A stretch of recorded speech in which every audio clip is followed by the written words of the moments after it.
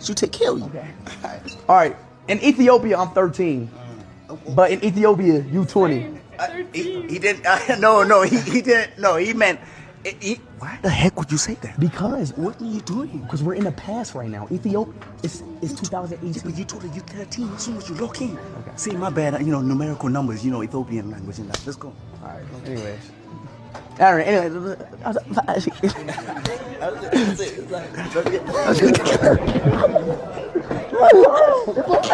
It's all right. Excuse me, Miss World. Miss World. Miss World, could you come back? Okay. So what he meant was, it's you're his, childhood dream. So when he was young, when he was 13, you're his ideal type of woman. But now he's a grown man, 20 years of age. You guys would merge. That's what he meant. That's what he meant. Yeah, that's a different multiverse. Yeah. We kind of think alike, so that's basically what I meant. Yeah.